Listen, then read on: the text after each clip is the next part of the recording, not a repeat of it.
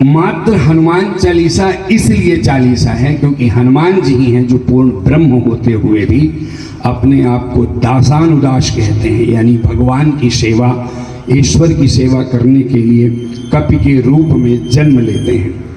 और भगवान शिव के 12वें अवतार हैं, 12वें रुद्र हैं आंजनेय हनुमत देवता, जिनके एक मुट्ठी के मसल देने से पूरी पृथ्वी चूर चूर हो जाती है। उनका पावर है वह, यह उनकी एनर्जी, उनके विशिष्ट ऐसे कृति हैं जिसके कारण वह 40 विशेष योगदान है हमारे इस प्रकृति ब्रह्मांड में, जो भगवान श्री राम के संबंध से जुड़ा हुआ है, उनके दासत्व से, उनके सेवा भाव से। इसीलिए हनुमान चालीसा होता है। इसके बाद पता नहीं कितने चालीसा हो गए, शनि चालीसा, दुर्गा चालीसा, शिव चालीसा।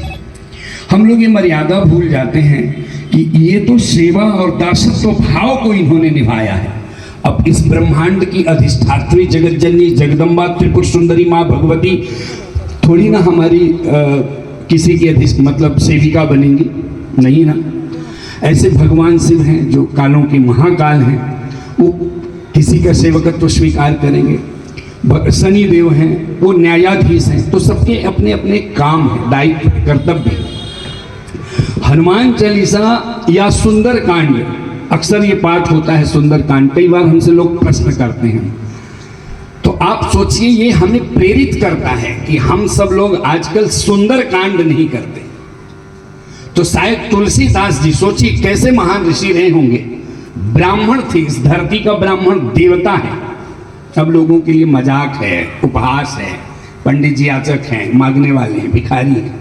इसलिए हमने अपने कॉन्सेप्ट में दान लेने छोड़ दिया। मैंने दान कभी लिया ही नहीं, ना आश्रम बनाने के लिए, ना घर चलाने के लिए, किसी भी चीज के लिए। लोगों को बोलता हूं अगर आपको कुछ दान देना है तो दीनहीन असहाय उस जरूरतमंद को दे दीजिए, हमें मत दीजिए। हमारे पास विद्या है, ज्ञान है, जब जरूरत होगी तो मांग लेंगे। जब देखेंगे कि आप ज्यादा चालाकी करोगे तो मैं आपको लूट भी लूंगा, आप बच नहीं पाओगे हमसे। लेकिन भगवान ने हमें इसलिए याचक बनाया, चोर नहीं बनाया, याचक यानी मांग की खाली। तो सुंदर कांड में हनुमान जी ने बहुत बेहतरीन मैसेज दिया है। अभी आप लोगों ने बड़ा अच्छा पाठ किया है। जामवंत के वचन सुहाए सुनि हनुमंत हृदय तिहाए। जामवंत कौन थे? बुजुर्ग थे, वृद्ध थे, अनुभवी थे, बूढ़े थे। आप सब जब यह पाठ सुन रहे हैं तो क्या आप ये विचार करेंगे कि बस पाठ किया इन्होंने, ये बहुत बड़ा योगदान है, बहुत बड़ी यज्ञ है। इसीलिए भगवान ने कहा था कि आपके पास टाइम नहीं रहेगा व्यापार करने के लिए, झूठ बोलने के लिए। पूरी सृष्टि झूठ से युक्त है, हमें भी बोलना पड़ता है। तो भगवान ने इसलिए विधा रचा कि अगर आपको उद्यम व्यापार करके कहीं गलती से भी उसका दोष पाप हो तो आचार्य यज्ञ ब्राह्मण के द्वारा भगवान की वाणी से यज्ञ करके उसकी आहुति दें, ताकि आप और आपके बच्चे दोष मुक्त हों। लेकिन सुंदर कांड कोई गंदा कांड तो नहीं है, सुंदर कांड ही है।